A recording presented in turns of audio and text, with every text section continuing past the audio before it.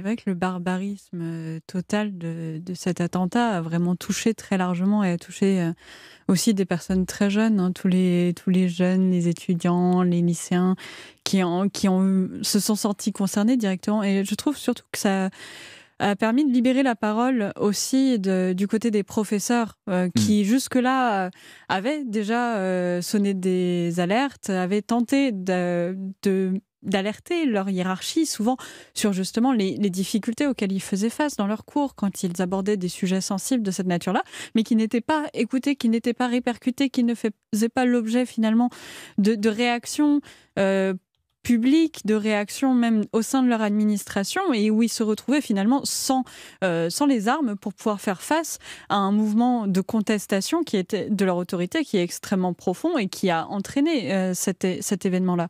Donc c'est extrêmement violent, ça restera, je pense, très longtemps dans les mémoires, mais il faut aussi que derrière ça puisse engendrer autre chose et une meilleure prise en charge, un meilleur accompagnement de ces professeurs, puisque on a effectué une rentrée quand même où on a eu des difficultés pour recruter des professeurs. On a bien vu qu'il y avait beaucoup de mal à aujourd'hui faire croire dans la profession d'enseignant. Il y a surtout un Ça, problème de rémunération. il y a un problème de rémunération, mais il y a un problème aussi de conditions de travail. Les conditions de travail, ça passe par le respect des enseignants, le respect des professeurs et de pouvoir enseigner dans un milieu où on n'est pas menacé. Il y a des professeurs qui partent le matin avec la boule au ventre. Exactement. Avant de... Mais quand on a vu des images de professeurs qui ont pu être menacés avec des armes, de personnes qui sont menacées de mort, après, en plus, l'attentat justement contre Samuel Paty, des parents qui parfois ont fait référence à cet incident pour dire attention, qu'est-ce que vous avez fait à mon enfant, la prochaine fois ce sera vous.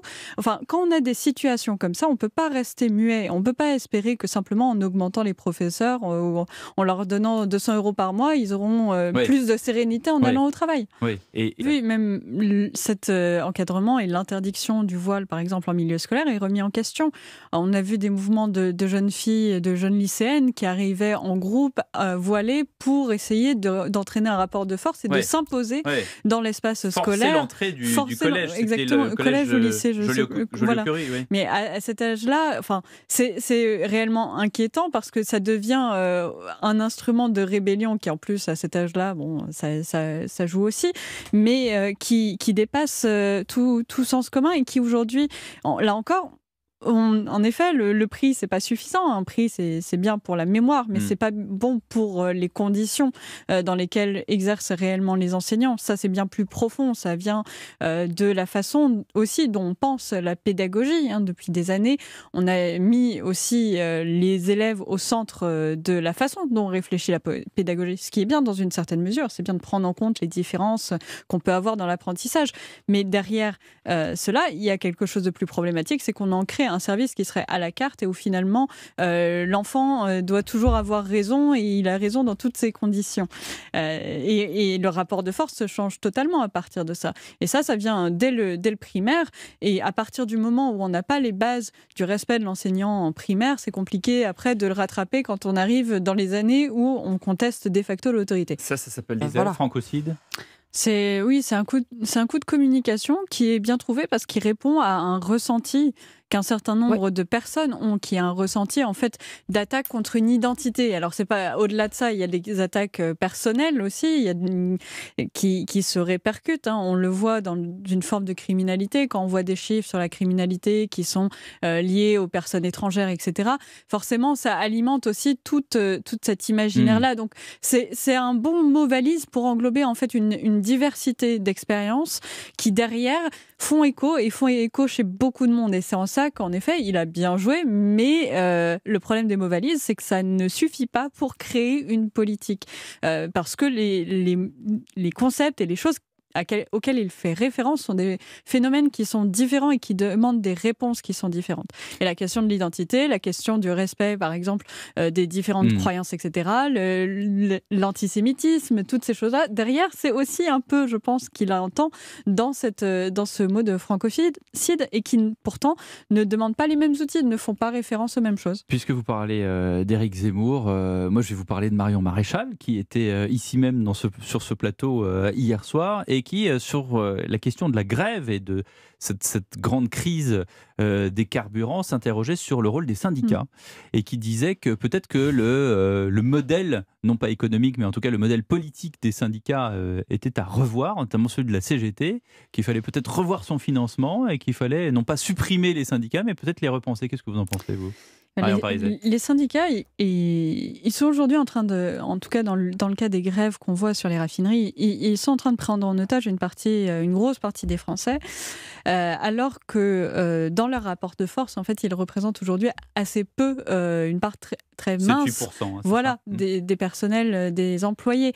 Et c'est toute la difficulté, c'est que du coup, aujourd'hui, dans leurs négociations, même s'ils tentent de négocier avec les entreprises dans lesquelles ils essayent de défendre certains intérêts pour les employés, ils se trouvent au final des légitimités. Donc ils ont recours à cette grève qui est un moyen en fait de recréer un rapport de force quand on n'a plus le poids du nombre, quand on n'a plus le poids de la majorité au sein de ces structures. Je trouve pour ma part qu'en effet c'est problématique parce que c'est un corps intermédiaire qui avait son sens en effet pour pouvoir défendre un certain nombre d'intérêts, de pouvoir défendre des droits aussi pour les employés. Mais aujourd'hui, ils ne défendent plus que le droit d'une minorité. Et ils s'en retrouvent à utiliser des moyens qui ne sont pas des moyens qui sont corrects dans des situations telles qu'on les a actuellement, qui sont des situations de crise où tout le monde est mis en difficulté et aujourd'hui ils ne font pas preuve de solidarité ni même d'esprit de citoyen. Mais là on est au tout début du blocage. On est une tentative en tout cas, on est loin d'être encore un véritable blocage et en cette période ça serait compliqué, je pense, pour ces mouvements-là de prendre à plus large échelle et de garder en tout cas le soutien de la population. Ça va être ça derrière, c'est aussi un peu le jeu, c'est le soutien de l'opinion publique. Où est-ce qu'ils vont, où l'opinion publique va-t-elle basculer ? Est-ce qu'elle va rester du côté plus ou moins des grévistes ou est-ce qu'elle va réellement basculer du côté du réalisme et de se dire à un moment il faut qu'on arrive à tenir tous dans cette situation qui est compliquée pour pouvoir vivre dans un contexte de crise où au-delà de ceux qui font grève, tout le monde est touché par l'inflation, tout le monde est touché par du coup une réduction de son pouvoir d'achat et mais là c'est chacun mi-journée. Est-ce que c'est pas aussi une façon de dire le chef de l'État ne pourra pas dire je fais la réforme des retraites parce que ça ne sera pas le moment.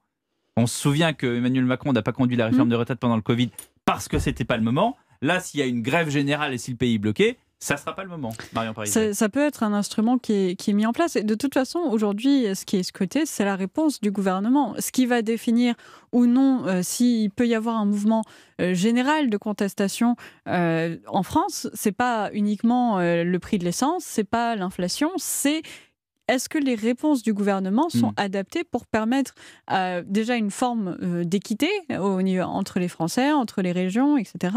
Et qu'il n'y ait pas de traitement qui accentue les inégalités au sein des territoires dans une situation où de toute façon on est dans une situation de crise sur plein d'échelles.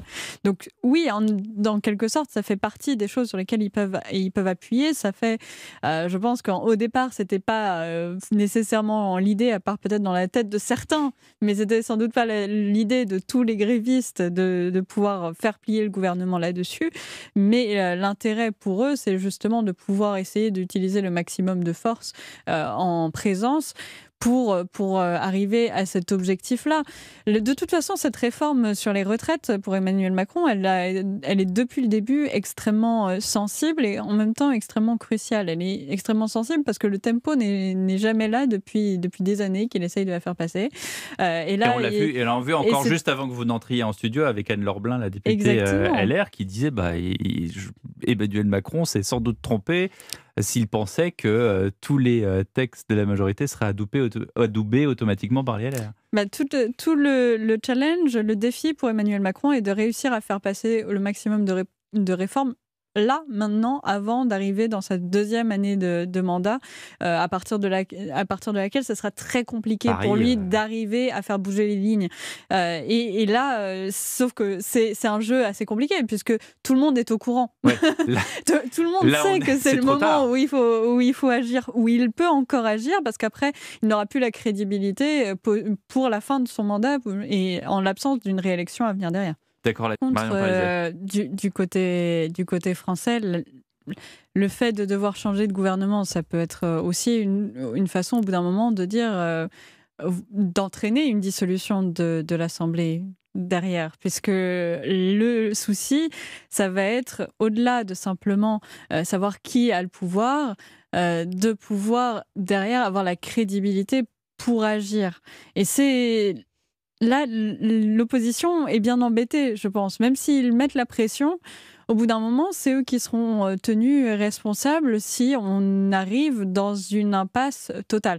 Alors, eux, je mets quand même une nuance à ça, c'est la réaction du gouvernement. Si le gouvernement apparaît comme étant vraiment trop manipulateur dans ses méthodes et comme poussant l'opposition dans des situations où, en effet, elle n'est pas en mesure, il n'y a pas de sortie par le haut possible, oui, là, il peut y avoir blocage total, blocage institutionnel, et dans ce cas-là, dissolution, et l'opposition peut se retrouver perdante. Donc c'est un échange, un débat sur les narratifs qui va être très compliqué à équilibrer.